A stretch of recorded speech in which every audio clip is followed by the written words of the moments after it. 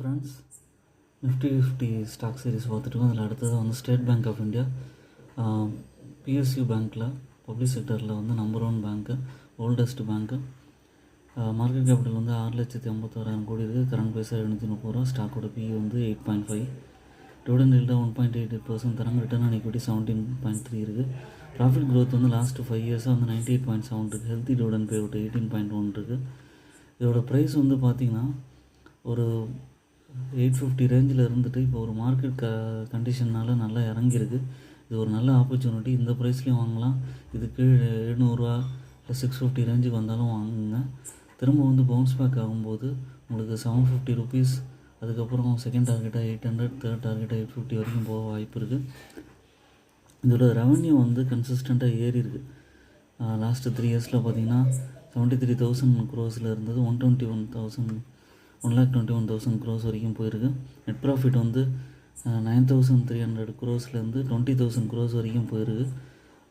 ரிலையபிளான பேங்க்கு, நிறைய கஸ்டமர்ஸ் இருக்காங்க.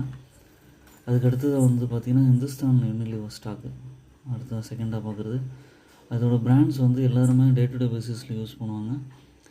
லைஃப்பாய் soap, Dove soap, அதுக்கப்புறம் Surf Excel, Pepsodent paste, 3 roses tea, Axe, அதுக்கப்புறம் லாக்மே, தாஜ்மஹால், ப்ரூக்பேண்ட்,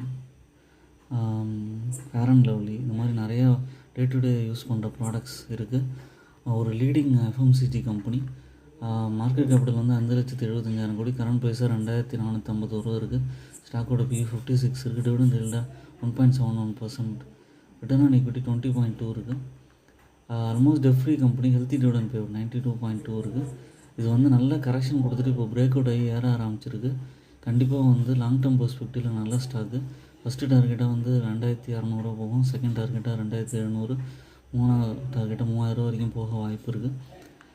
இதோட ப்ளஸ் பாயிண்ட்ஸ் வந்து பார்த்திங்கன்னா சேல்ஸ் வந்து நல்லா கன்சிஸ்டண்ட்டாக மெயின்டைன் ஆகுது. அதே மாதிரி நெட் ப்ராஃபிட் வந்து கன்சிஸ்டண்ட்டாக 2,800 கோடி பக்கம் மெயின்டைன் ஆகுது. மூணாவது ஷேர் வந்து பார்த்திங்கன்னா ஐடிசி.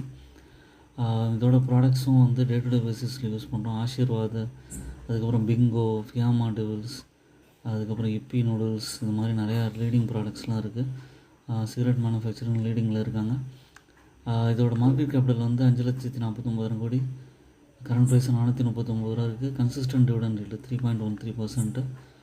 ரிட்டர்ன் ஆன் ஈக்விட்டி நல்லா இருக்குது. ஸ்டாக் பேட்டர்னும் கன்சிஸ்டண்ட்டாக மெயின்டைன் ஆகுது. சேல்ஸ் அண்ட் ப்ராஃபிட் நல்லா இருக்குது. மூணுமே ஓன் அனாலிசிஸ் பண்ணிட்டு கன்சிடர் பண்ணுங்கள். என்னோடய சேனலை சப்ஸ்கிரைப் பண்ணுங்கள். தேங்க்ஸ் ஃபார் வாட்சிங் மை வீடியோ.